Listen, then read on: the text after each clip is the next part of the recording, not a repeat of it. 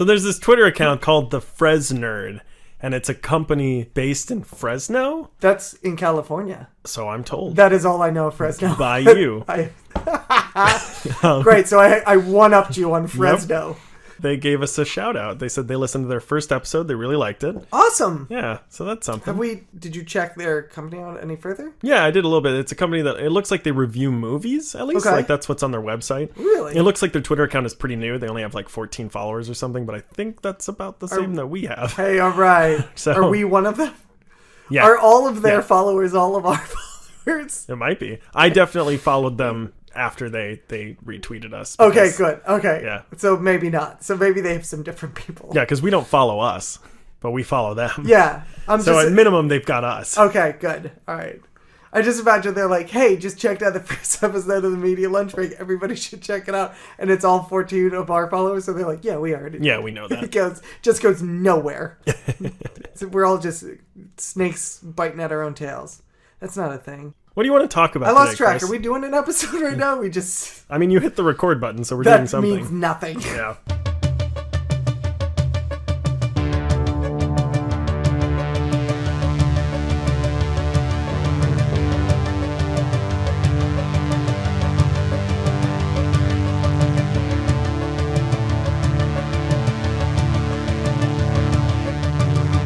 We actually record 10 episodes a week, and we throw out 8 of them. It's amazing how consistently every single time when we throw out 8, one is a news and one is a subject. But that's why the ones we keep are so good. Yeah. Solid gold. If you don't like the podcast, just think about that idea, is that those two are the best. Maybe we should only release the worst ones. Right. That will work. Yeah, what do you want to talk about? I asked you first. All right, fair enough. Yeah, we can talk. Let's talk about Skull Island. Yeah, let's do it. You saw that. I did see it, so we'll talk about that because there's one or two actual things that were interesting. What? That were interesting about it. That means it's bad. Yeah. All right. Yeah. All right, everybody. All right, moving on to the reading assignment. Yeah, there you go. Enough said.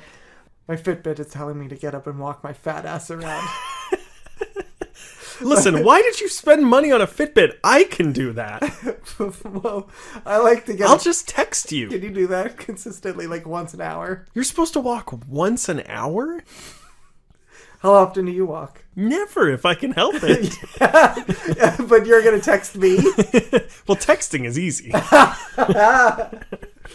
I can do that while eating zebra cakes. Oh, yes. Oh, that's right. I forgot there are zebra cakes. Oh, yeah, everybody. Welcome to the Media Lunch Break. Bring all of you your comic, geek, and movie news all the time it takes to eat a good sandwich. And no, wait. I said zebra cakes last time. I got to say something else. I said Twinkies this time. And now I'm going to say, and have an orange. Because eat some fruit, you fat ass. My name is Chris Treble. Alongside me, as always, is my co-host, Andrew Dunn. Say hello, Andrew. Don't eat any fruit ever. Don't ever eat fruit. It's for suckers. It's nature's suckers. I don't know. I don't know where I was going with that. I was going to say nature's candy, and then I realized that's a good thing. And I was like, no, fruit isn't a good thing. Fruit's terrible. What? You know what I like is when I get to this point, you stop talking. Yep. And just let me go. Yeah, man. You're just like, oh, man. This is gold. Wow, he spun a lot of rope for that one. And he tied his own noose. Look at that. It's a lot easier for me to he found that steam pipe all on his own. Good for him. It's a lot easier to edit when I don't say anything. So, by the time this episode comes out, Iron Fist will have premiered. And I know you're all excited for us to talk about Iron Fist. And we will. But not now, because we don't have it. Present Andrew and Chris don't have Iron Fist yet. Well, when you're listening to this, present Andrew and Chris do have Iron it, Fist. Past Iron Fist doesn't have Andrew and Chris yet. Yes, exactly. But right now, past Chris and Andrew are present Chris and Andrew. And present Chris and Andrew are Iron Fistless. Time is so fucked up. Never use the word fistless again. I knew it. I was like, oh yeah, this is going to be good. So we're not talking about Iron Fist, and I don't care what you say. I mean, we could, but that'd be really weird. And we do. We do care. Yeah, we do care. We care very much. It's really all I have going for me. So we'll talk about that next week, all right? Or the week after. We'll talk about it when we talk about it. Listen, get off my dick, okay? Just leave me alone. I'll talk about it when I'm good and goddamn ready to talk about Iron Fist. No one has said anything to you.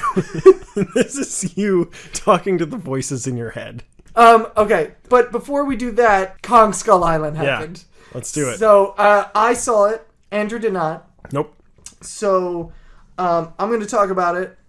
There's not too much to talk about, but we can cover some of the stuff. We can cover some of the basics. Sounds like you liked it a lot. I feel like some people have seen it, and so I feel like it's a movie we should talk about. It is, kind of in our wheelhouse. It is, definitely. It's 100%, yeah. Yeah, so I was like, all right, since this happened, and we got to kill some time till we get Iron Fisted, then let's do it. It's a rousing endorsement for this episode. Kill some time. So, Andrew, you have no interest in this movie. I had some. Okay. If you would come on here and said it was a great movie and I should see it, I would go out and see it. I really like the actors who are involved with it. Well, let me tell you this. Yeah? I'm not going to say that. You're fine. Are you going to say that I should actively avoid this movie? No. This movie was good. I enjoyed it. It's a good time. It's by no means bad. It's certainly not a flop. It sets out to do something and it executes it very well. If you 2 years from now you're sitting on a couch, you have 2 hours until you have to leave. Right. You're flipping through the channels. You see the beginning of Kong Skull Island. Skull Kong Island comes on. You leave it on or you keep searching. 2 years from now, I will go. Okay, that's a maybe, and I'll keep flipping. Yeah. Yeah. If you don't find anything better, you go back. Yeah, exactly. Yeah, like I said, I enjoyed this movie. You and I talked off the mic about the other King Kong movies beforehand. And I'm not a King Kong, uber fan or anything like that. I haven't seen either of them. But I've seen them both. I actually do. Some people don't like Peter Jackson's King Kong. I actually do really like it. There are problems with it. It's not the best thing in the world. It's a little long. The time on Skull Island, ironically enough, is a little much. But it's better than anything else Peter Jackson has done before, right? Well, before that he did The Lord of the Rings. Yeah. So I think the obvious answer is yes. Are you an idiot? Sorry. Yeah, you should be. But I do, in the over-under in the long run, I do actually like his King Kong movie. I think the way that I put it to you is it's the idealized version of King Kong. It's the King Kong movie you thought that the original was. But when you go back and watch the original, it's not. The original doesn't build up a love story between the girl and the monkey. And the monkey. That sounds dirtier than it actually is. But is he an ape? Is he a gorilla? Do they ever address gorilla? Gorilla. Yeah. In this one, they don't fully address it. But in that one, I think they at least, and maybe this is just behind the scenes stuff. But I know Andy Serkis, who did the King Kong and Jackson's version, modeled himself after silverback gorillas. Oh, okay. I believe.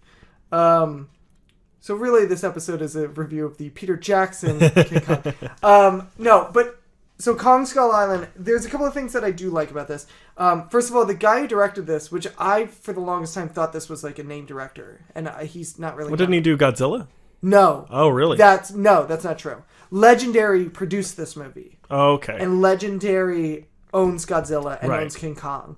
And we'll get into that later. Okay. But so it's by the same production company. Right. But it's not the same director. That was Gareth Edwards. That's the guy who directed Rogue One, who directed Godzilla. Oh. Yeah. Okay. This one, the guy who directed this, he hasn't really done anything, and I gotta say, he's actually pretty good. Yeah. Story-wise, it's pretty simple. John Goodman shows up. He belongs to this company called Monarch. He wants to go, there's an island that, obviously it takes place in the Vietnam era. And in fact, they lay that timeline exactly at the end of Vietnam because they actually show Nixon's speech about us cool. withdrawing from the Vietnam War. And it actually, in some small way, later plays on into the plot of it. And I'll explain that how. And it's the only cool part of the plot that plays into.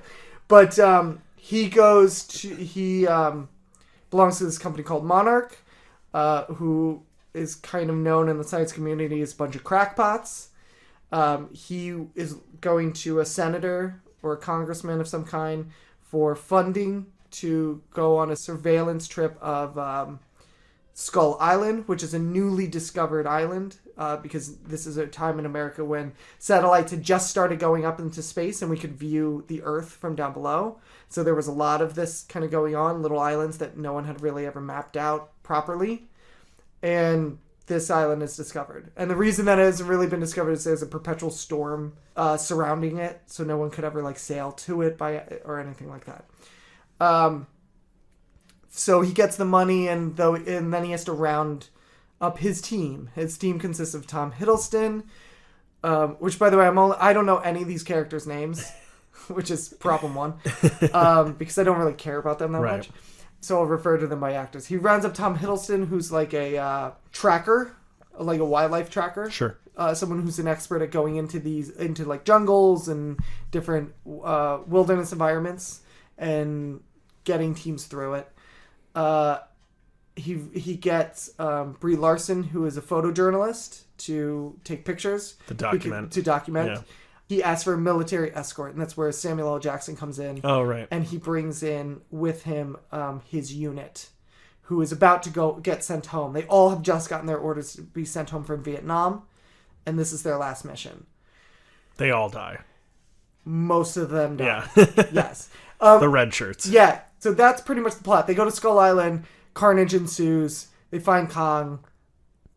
More carnage ensues. Run-of-the-mill plot. They all basically get on the island. They say we'll get dropped off here. We'll go. Everybody's gonna go. They take a bunch of helicopters. They're gonna go explore the island, survey it, and then meet back 2 days later at the same spot for the boat to fly off the island and then have the boat pick them up. Got it. That's the whole movie. That's it. It's just killing time. Just everybody stay alive for 2 days and then meet back at this spot. If you get separated, meet back at this spot. Right. Sure enough, Kong comes in, destroys all the helicopters, which you see in the trailer, which was a great action sequence. Yeah. I will say that. Fantastic. Everybody gets separated. Everybody tries to meet up. Along the way, everybody dies. Except for our heroes. By the way, spoilers for Kong Skull Island, if you're I love how incredulously you say that. Because it's not there aren't really any spoilers. Yeah, there's not really any spoilers. It's exactly the movie the movie you think it is, which is good, and I give that to it. Yeah. It's not trying to be something more and failing. It's not trying to be something less. Yeah.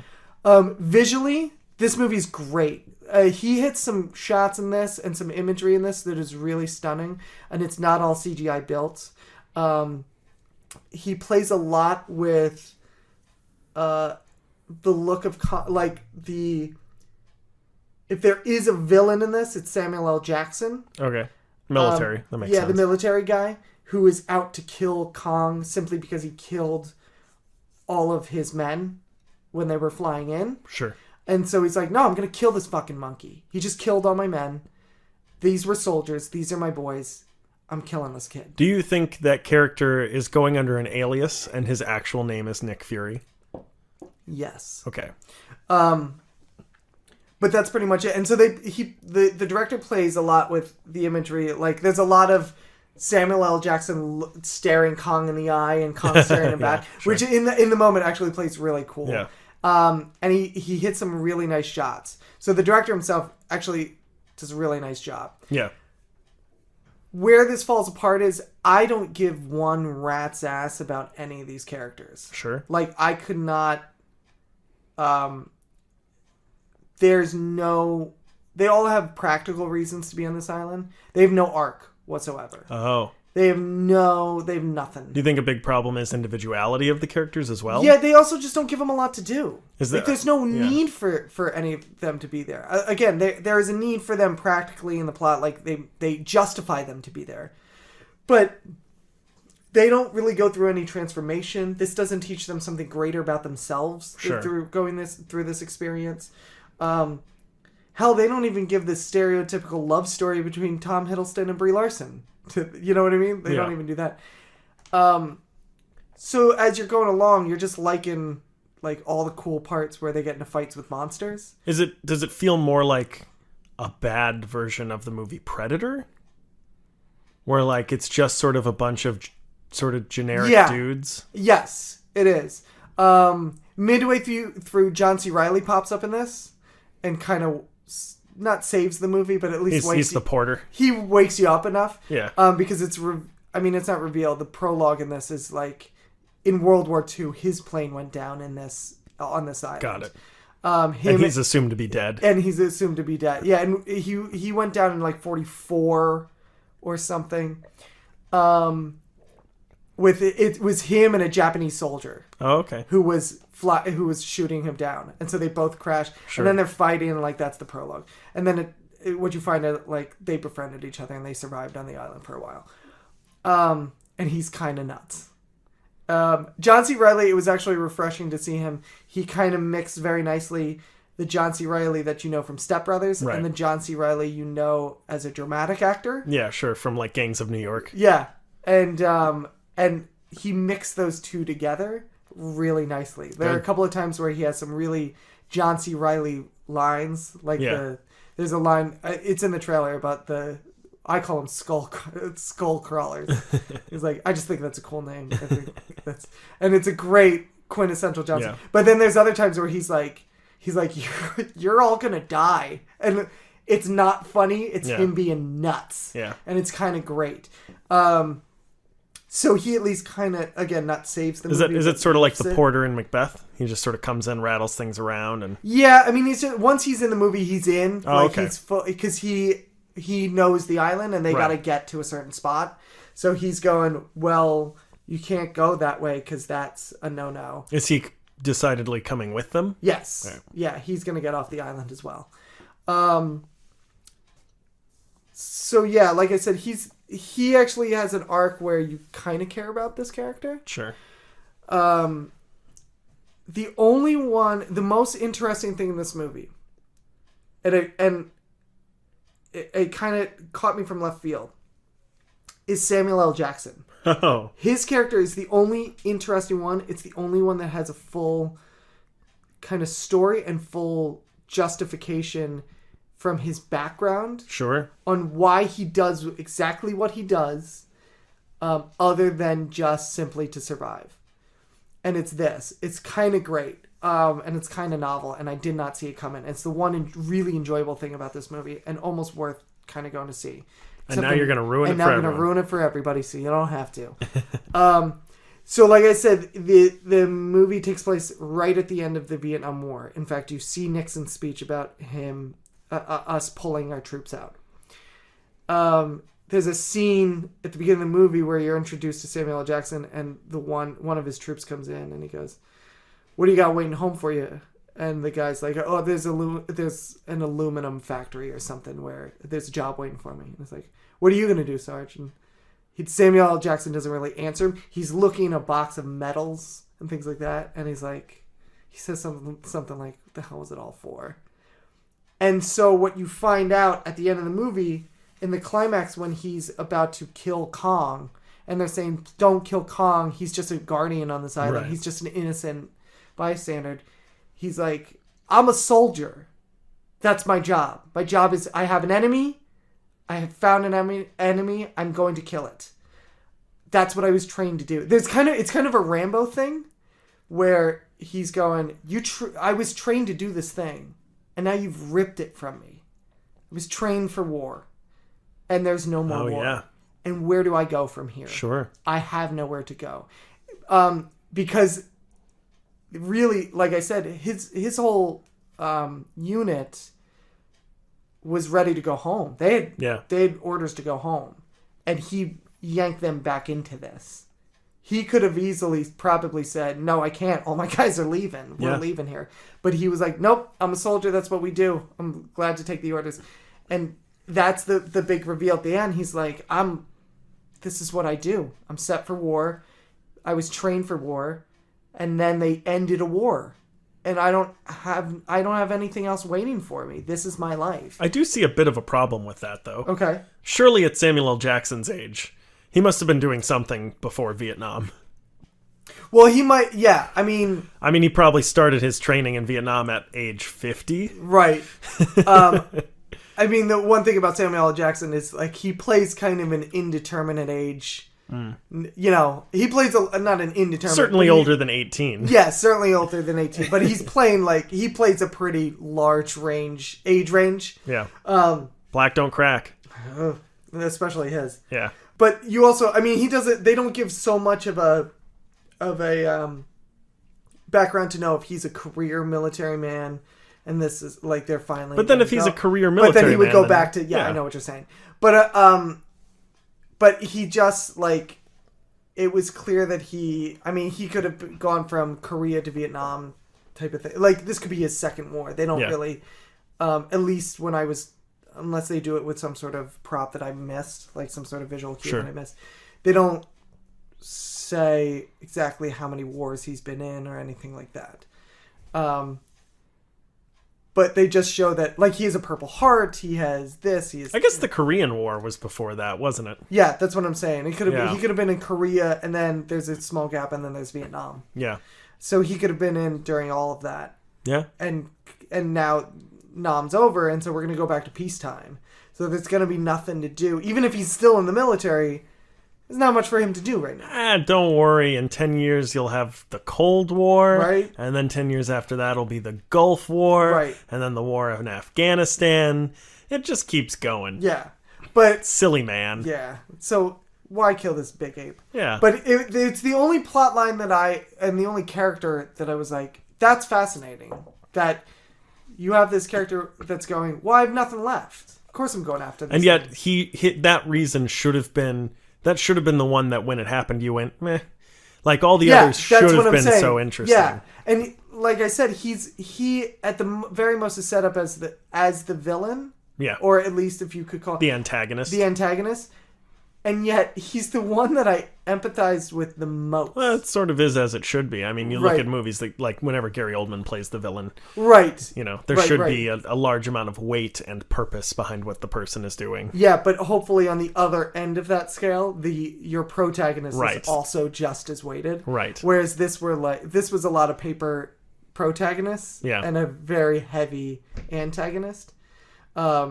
I mean, even that didn't come out until the very end of the movie. And when you heard it, you went, oh, that's pretty novel. So that was he was the only one that I was like, oh, that's actually interesting. John Goodman kind of comes in a is he a good man? Oh, boy. I should have seen that coming, shouldn't I? He is a good man. He's actually not a good man. He's kind of a dick. Oh. Yeah. I mean, lo and behold, spoiler, it turns out like he was in World War II and his ship came upon this island and was ripped apart and all of the people were killed except for somehow he survived and then went back and nobody believed what he saw. I wouldn't have believed that he survived. Yeah, well, there was a photo of the ship and there was a big claw marks out of it and blah, blah, blah.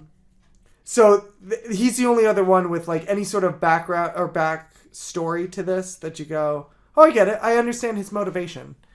Everyone else, there's really no motivation to do anything. Yeah. And no reason for any of them to really be there.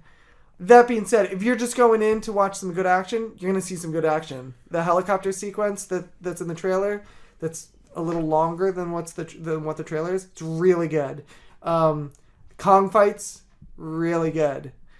Kong himself is really interesting. He's kind of half man, half ape. Oh. The way he walks upright. Yeah. It's really interesting. There's some pretty good battle sequences in it. How much money would it cost you to watch this again? Like, what is the most amount of money you would spend to see this movie again? In a theater? Yeah. Like $5. Yeah. Yeah. Yeah. If I had a discounted ticket and they were like, you want to go see it again? And I had some time to go, like, I would totally go see it again. Yeah. I wouldn't pay full price for it. Right. Yeah. Yeah, that's pretty much it. Oh, the last thing I'll say, and then we'll move on. The Godzilla thing. Because Legendary owns King Kong and Godzilla, they're setting up a shared universe. They want to build towards Kong versus Godzilla.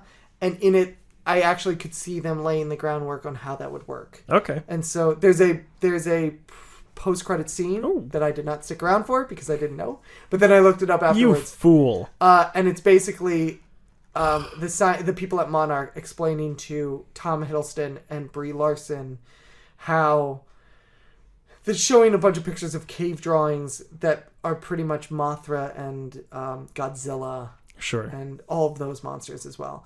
So in the story of Kong Skull Island, they take surveillance of the island itself. They drop like charges and blow them up to get a better geographical, geological surveillance of the island. And they reveal it's hollow, basically. Oh, and that's how the little lizard the lizard animals that are kind of the main villains in this. Oh, okay.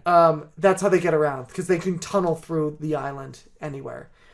But the one scientist reveals that there is a theory of a hollow earth theory, that there are these tunnels deep beneath the earth all over the place. Sure.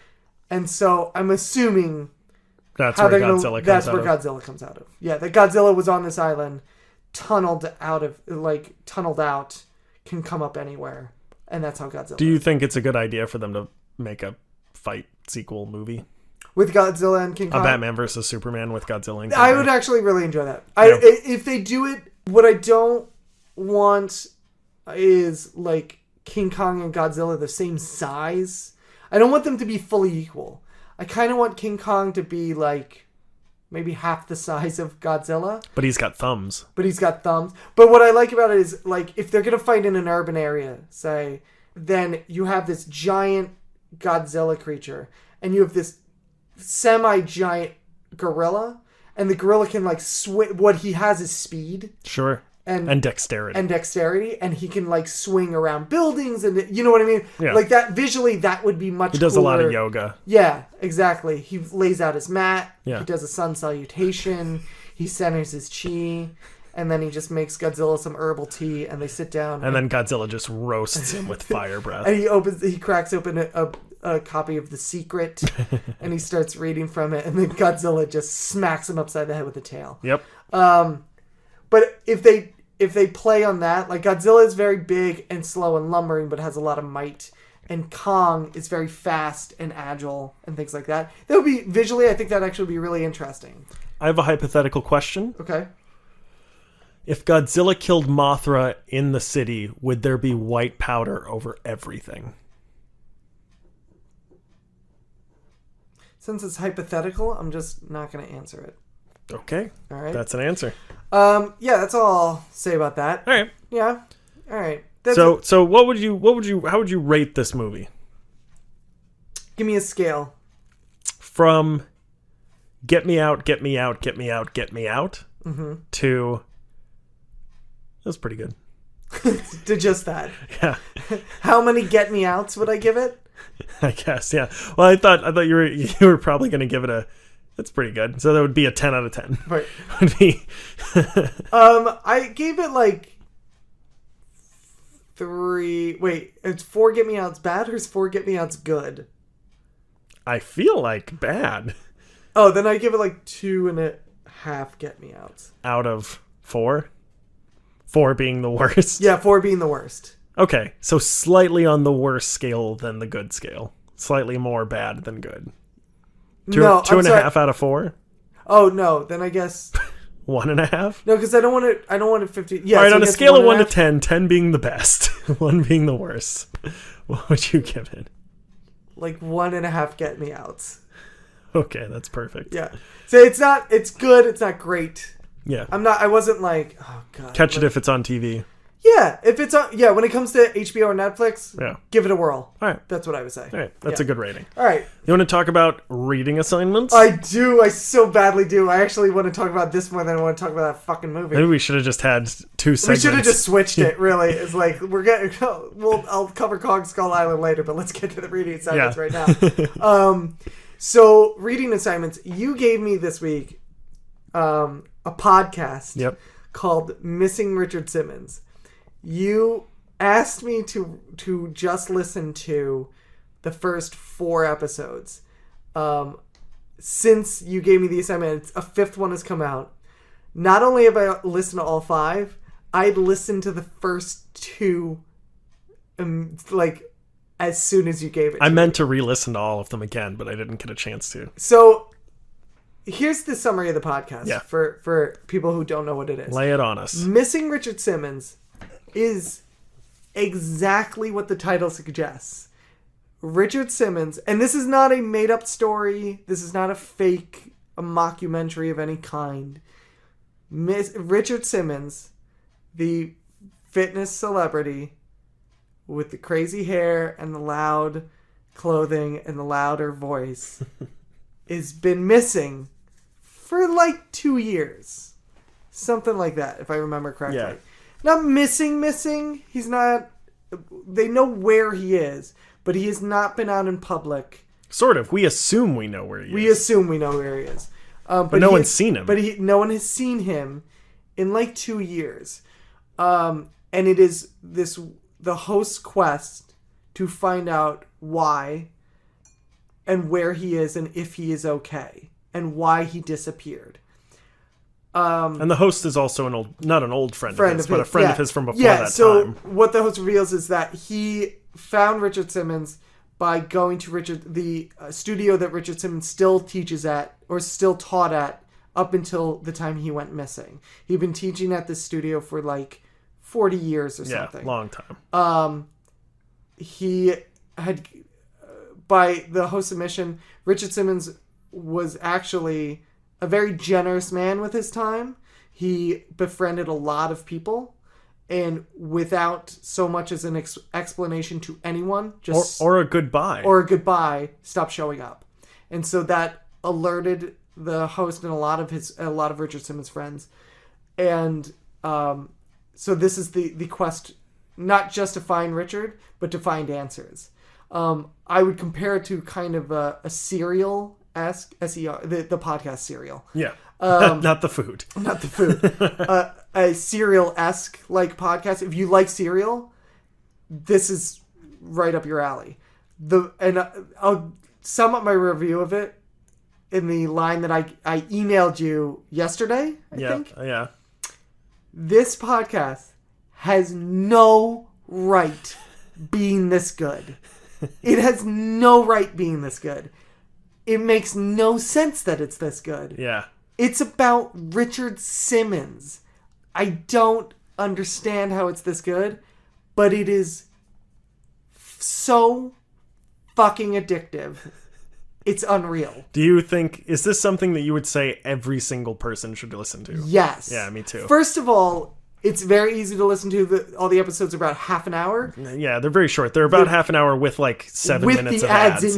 In them. So they're really about 20 minutes. Yeah. They're really easy to listen to. They're really fascinating. It's a really interesting character study into a person. The most disappointing thing about them is how short they are. Yeah, because as soon as they get going, you're like, oh, I want more. And then they're like, and next time. I'm like, no! Yeah. But it delves not just into the actual search, but also into a person that you thought you knew on the surface, and you find out a lot of really interesting and kind of touching things about. Yeah. And as of this recording of this podcast, they'd released 5 episodes, and what they revealed at the end is that there is a 6th one coming, and that's the last one. Yeah. I have no idea how it's going to end, but do yourself a favor and download all 6. Yeah. Just download all 6 and listen to all of them straight through. Is it 2 hours, 2.5 hours of your life? Yeah. Yeah. It's a movie. Yeah, it is, and it's better than most movies. Better than the movie Kong. I just talked about. It's so good. It's so engaging. What do you think why do you think Richard Simmons has gone into this hermit state? Out of what we know from this show, why do you think that? What do you think, and why do you think that? I thought about that a lot. I really thought, and maybe I still do, I think he had something like a stroke. Oh, you think, even though his brother said it was nothing medical? It was nothing, yeah. But they keep saying it's nothing medical, like it's not cancer, it's not degenerative. I think he had a thing happen to him. Okay. And he is not the person that he was. Because they've also said, like, he has gotten older and his knees have gone bad and things like that. But I think something substantially bad happened, that he is no longer physically capable to be the Richard Simmons that everyone knows him to be, and that he can't bear to show that to the world. See, I agree. I just don't think that it's a physical thing. I think they talk a lot about his dogs. Right. I think his dog died. But they know his dog died. Right. But it happened right around that time. Oh, you think it's just been... that is the answer. You think they found the answer already and they I think he is manic depressive. Oh, yeah. And when his dog died, it sent him into a crazy manic depression. I agree with you on the depression. I'm sure the dog thing definitely had a helping hand in it. Yeah. And I like I said, I certainly agree with you on the depression. But I feel like something sudden happened. I mean, death of a pet is it is sudden. But I'm saying I feel like something unexpected happened. Oh. That's why immediately, like, from the first episode, it was like, oh, I think he had a stroke. I bet you he had a stroke or an aneurysm or something that, like I said, physically prevents him from being the Richard Simmons that we all know. And he he spiraled into a depression and could not come out and cannot bear to show himself could be in that state. Because he also he has that call to the Today Show. And so, well, I really thought like he had a stroke or something, and he's like paralyzed from the waist down. Oh, okay. But that's the thing about this podcast. Yeah, it could be is that you really start to visualize. You get into the mystery, and you start to visualize what the hell it could be. Well, I was going to say too, a lot of times with strokes, especially, they make you sound very different, and he sounds basically the same. Yeah, so I'm not saying it's definitely a stroke, but I think it's something like that. No, it is. It can't be anything else. It has to be. It has to be. Nothing else. Even if it's not the truth. That's how it has to end. Okay, fair enough. All right. Yeah, I can't imagine how they're going to wrap this up in a satisfying manner. I don't think they will, and I don't think their really? goal I wonder if they did, and that's why it's no longer going. If they really figured it out. Because it could go either way. Because he says at the end of the 5th episode, I want to respect Richard's privacy, so this was never meant to be an ongoing thing. Yeah. We just wanted to put a message out there and see if he answers. But it could go either way. It could be that it was meant to be this ongoing thing, right. And they figured it out. They got contact. Yeah. Yeah, because it seems like something they could keep doing. Yeah. And it's it's very popular now. Yeah. It's making money off of it. Yeah. So it's something they could keep doing. Yeah. Or at least have kept going for like Serial is usually like 10 episodes. Yeah, there are seasons. Yeah. But I'm saying they've definitely set out a longer storyline than I think they're giving us. So I'm wondering if there's a definite ending to this or not. Man, I don't know. Do you think his housekeeper is a witch? I don't think his housekeeper is a witch. I do think she's kind of crazy. Yeah, right. You'd have to be. She seems nuts. Yeah. Again, you'd have to be. Yeah, it's fascinating. Missing Richard Simmons. That's right? Missing Richard. We've just been ranting and raving about this. It's Richard Missing Simmons. Yep. Missing Richard Simmons. It's on iTunes. You can get it, I'm sure wherever you can get podcasts. It's on Google Play Music. Is it on Google Play? Okay. 5-star. Just download all the episodes right now. Yeah. It's so good. It is really good. It's one of the best storylines that I've ever, like best movies, best TV shows, podcasts. It's great. Yeah, it's fantastic. Don't listen to them instead of us. But that's a nice thing about this is that they're so quick. Is that we are much better than them. Is that we are so much better than them. Great. Especially according to us. What's that coming? The Fresnerd. The Fresnerd. I wanted to say Feznerd, and I was like the little cap, and I was like, that's not right. Nope. Fresnerd. Yeah, I don't see them recommending fucking Missing Richard Simmons. Yeah. Although they should, because it's really good. Yeah, it's really good. Yeah. Wait, but they can recommend more than one podcast. Yeah. Fresnerd, don't recommend them more than us, but you can recommend them. Okay. If you recommend Fresnerd, give us another one. If you recommend Missing Richard Simmons, give us another one. All right, Fresnerd. All right.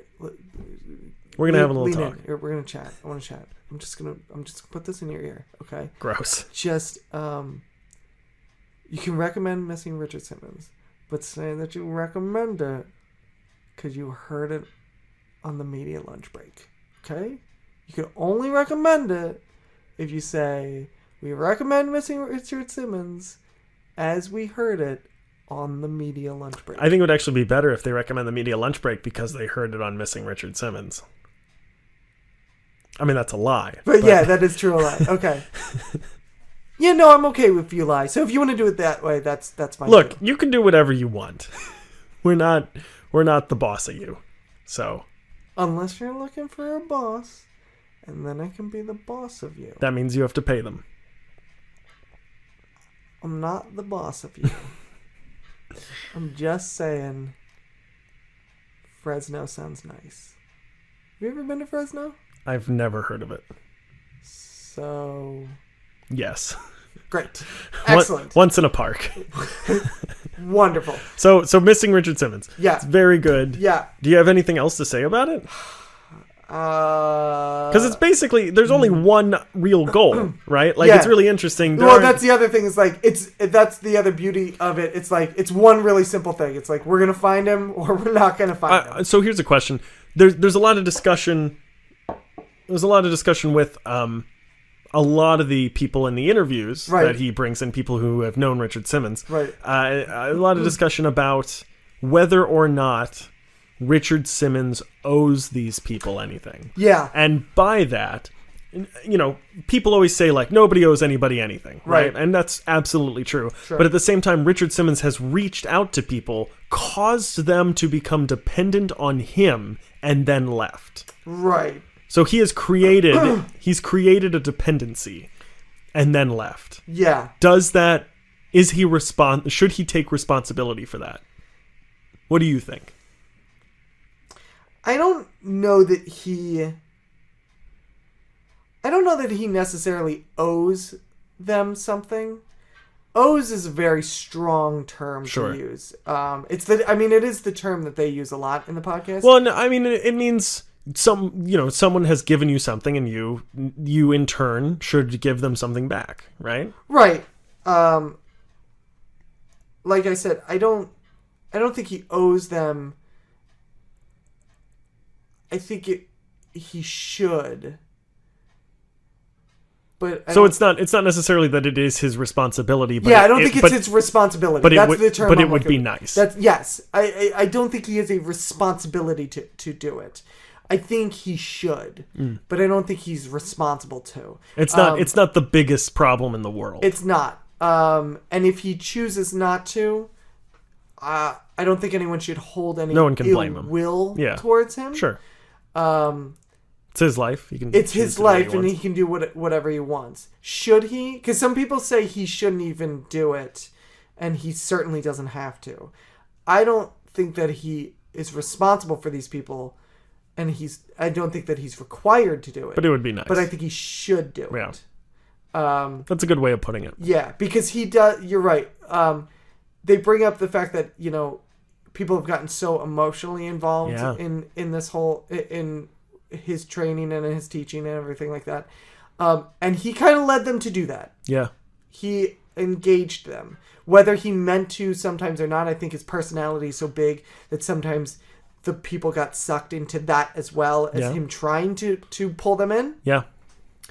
But that being said, he did try to pull them in. Yes. Well, and there's a lot of discussion as well where representatives of his indicate that he would start to ignore people who were succeeding in weight loss. Yes. Because they were not they didn't need him anymore. Exactly. So he didn't need them. Yeah. And I think that, they make a thing, they make the point several times about how he's not a therapist. Right. He's not a licensed therapist.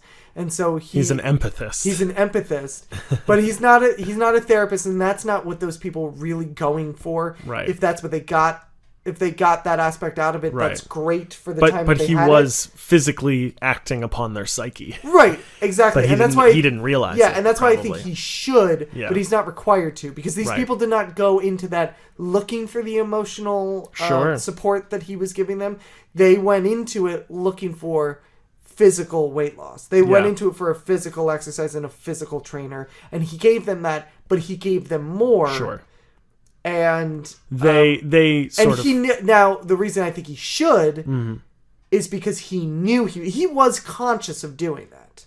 At least eventually. Yeah. I mean, the way that he would write letters of support to people and stay in touch with them, it was very nice and very touching.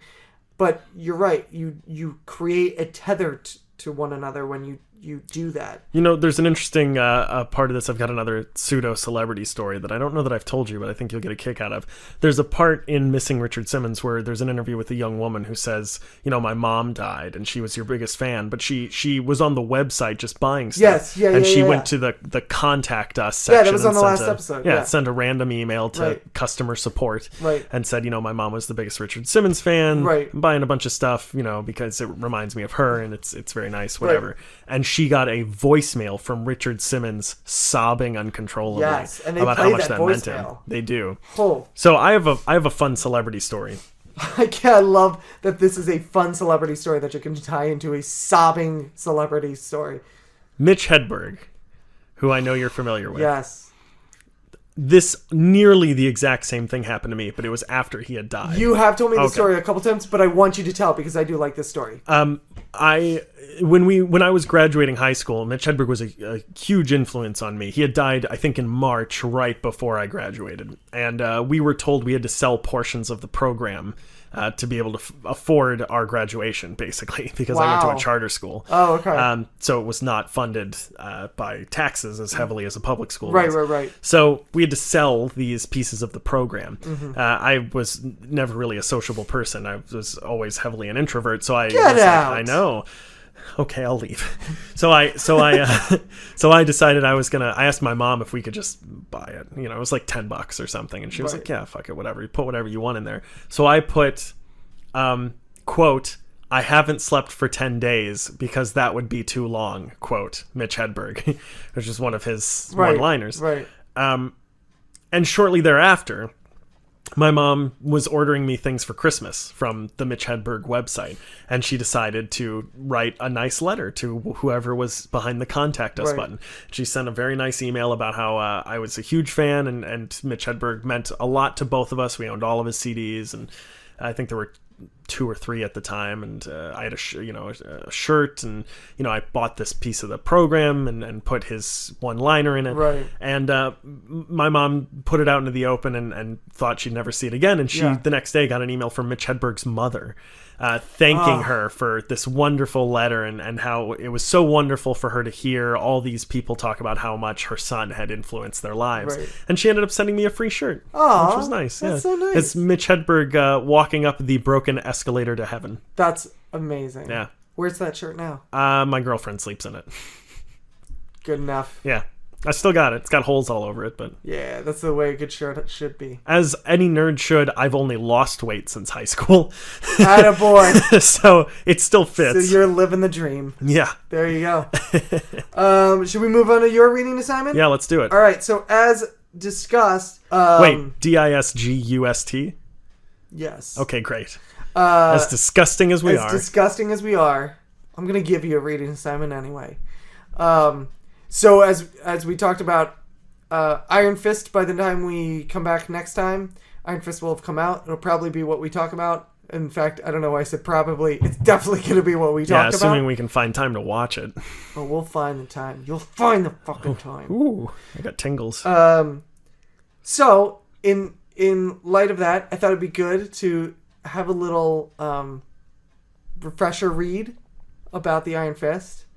So I'm giving you the Immortal Iron Fist, Volume 1. Nice. Yeah. So I see who writes that. Yep, exactly. One of my faves. Yep, Matt Fraction at Brubaker also. Fantastic. It's really interesting. Have you ever read this story? No. Okay. In fact, Iron Fist was the person I knew the least about out of the 4 Defenders. Yeah, and that's why I ended up... I actually got this volume on Comixology for free. Oh, nice. Because of the show? No. They just put it one day. I went on. I happened to go on like that only time. Wow. The only time I went on that day, and I saw it because Comixology has sales all the time on different, but it varies on what they have. And they have free stuff a lot. And they have free stuff a lot, but it's very rarely like a whole graphic novel. Yeah. And then all of a sudden it was just like Immortal Iron Fist Volume 1 for free, and I was like, okay. Yeah. And I just read it. I just finished it the other day. And it's really good, and it's really interesting. It's actually in my Amazon. I don't use the wish list, but the cart. It's in the cart. I know what you're saying. Yeah, right it's now. really good. It's great. It's actually a great read. To kind of bone up on Iron Fist and who Did you this say person is. bone up? Yeah, that's a phrase. Okay, I bet it is. Get your mind out of the gutter. Don't get it out of the gutter. That's how we pay the bills around here. We don't pay bills. I mean, we get bills. We're just not paying them. We plug the microphones into, we like have it running from one window to someone else's apartment. Mine's plugged into a rat. Mine's plugged into a potato. Oh no, my microphone's running away. So what the fuck were we talking about? I have no idea. Iron Fist. So you're going to give me that? Yeah, so I'm going to give you that because it kind of lays a really great history of the character of Iron Fist and kind of builds not the on real it as well. person of Iron Fist. Not the real... You said the character of Iron Fist. Not to be confused with the real person whose first name is Iron and last name is Fist. Well, no, I actually chose that word specifically. Oh. And you'll find out why. The character of Iron Fist, it builds upon his history as well as other aspects of the Iron Fist. Hot diggity. Yeah. Liquid sex. What does that all mean? You'll find out later. After I read about the iron fisting. Yeah. How does one fist iron? Well, first of all, you get the iron drum. I've lost interest. Okay. This was a bad episode. It wasn't a bad episode. I don't think it was a bad episode. I think it was a... All right, on a scale of get me out, get me out, get me out, get me out, how would you rate this episode? How many was that? 4. 5. Wow. Wait, 5 is the best, right? 5 is the worst. 5 is worse than the worst. 5. Fair. All right, that's going to do it for us. Hey, we did another thing. We did Bad or good, we did a thing. We talked for nearly an hour. We did. Which we do regularly anyway. We do. Sometimes there's mics, sometimes they're not. Yep. Yeah, but either way, we did a thing. And what did you do? You listened to a thing. Did you make a thing? I don't know. You can make a thing and listen to a thing, I guess. But good on you for listening to a thing. Hey, you know what? Good on you for listening to a thing. I'm bad at this plugging. I'm really good at yelling at an audience. I'm really bad at engaging an audience. I don't know whether to go with, like, engagement jokes or you using the word plugging. All right. That's it. All right, I'm turning it off. Okay. Oh, wait. Hey, Andrew. Yes? Hey, Andrew. What's that? By the way, I like how for the bit you actually started to turn it off. I did. Instead of just doing it into the mic. Who says it was a bit? No, you can turn it off. Wait, where can they find us? You can find us on twitter.com where our handle is Media Lunch Break. You can also find us on Facebook by searching for our podcast name, which is The Media Lunch Break. You can find us on YouTube by doing the same and subscribe to us. Once we hit 100 subscribers, we're going to start giving away some sweet swag. Swiggity swag. Ooh, you can also subscribe to us sexy. on iTunes, Google Play Music, SoundCloud. We're on all 3 of those. Feel free to visit our website, which is theworldwideweb.themedialunchbreak.com. What does COM stand for? Commercial. Nah. Okay. It's computer. Oh, right. We've been over I think this.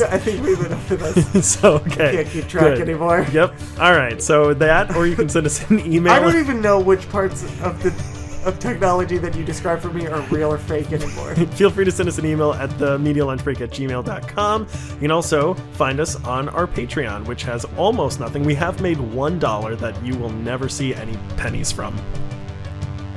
That I won't? No, that's Okay. my money. Fine. You know why? Because you do all the work around here. Because it came from my girlfriend. And her money is my money. Literally. Yeah, my wife keeps trying to give me that bullshit. I don't buy it. Literally, you don't have enough money to buy anything because it's all hers. Because she takes it all. She literally takes it all. Wait, you I mean, make she more doesn't- money than her? That's surprising to me. You'd think I know because I'm kind of a deadbeat. But I do. And then I'll have cash around the house and she'll just text me and be like, "Hey, I took some of your cash." I'm like, what the fuck? You're like, cash me use that to, outside. How about that? I have to tell her, like, I use that to, pay rent and stuff. And she's like, yeah, that's great. Yeah, so just keep doing that. Yeah, well, go make more. Yeah, but see, my girlfriend's got that sweet, sweet loan money now.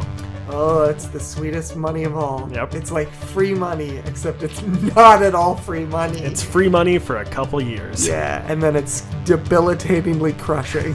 It sure is. I see all the time, like, I remember Bernie Sanders used to talk about loans and how young people have more, they get out of school owing $40, $50, sometimes $60,000 in loans. Oh, I wish. I know. Oh, No one can ever know. those would be the sweet, sweet days. Oh, God. Yeah. I would pay that off so fast. Yeah. And there's literally no, like, we are the first generation that's going to be paying off our student loans with, like, Social Security. Oh, yeah. Isn't that astonishing? Yeah. Unless you want to chuck in some bucks to Patreon, keep the lights on, get us some sponsorship, and then we can start paying it with sponsor money. This was all for that. Yep, that was a long lead, but I think it was worth it. We're going to do really I was just well now. begging, please help us. What's our email? It's themedialunchbreak@gmail.com. How the fuck did we come up with that name? Was that you? That was you. It's a great name. It is. It's a fantastic name. I love that name. This is a weird episode. I can't tell if we're. I might be having a breakdown this time. I can't tell if this is because we're not drunk at all. No, it's just because we're not drunk at all. I was gonna say it must It's be. definitely not. It's definitely. We really should hit a level of drinking with this. Don't you have a wife to go home to? Ugh. Don't you have a life to go home to? Not Don't you have anymore. a knife to go home to? Yeah, there it is. All right, that's it, everybody. Until next time. There's only one, and there only will be. What? That's our catchphrase. That's not our catchphrase. It is. You said it once, and I said I was going to put it on all our cards. Oh, I did say it. Yeah, no, it's our catchphrase. Thank you. Yeah, no, if it was my idea, it's our catchphrase. What time is it? I don't know, it's just my Fitbit telling me to get off my ass again. Lay off me, I'm going to Fitbit. text you right now. Okay, you text me right now. Alright, everyone else, go out and walk, because my Fitbit said so. The second episodes are always the more interesting ones. Because we're full of food. Because we're full of food and Sugar, caffeine yeah. and sugar and just we're like kids at the end of the Halloween candy night. Halloween. What the fuck am I talking about? Halloween candy night. Or as such or an as- old man. Or as the other people know it around the world, Halloween. Halloween candy night. Jesus Christ. What is wrong with you? Oh, no. You need a doctor, like a surgeon.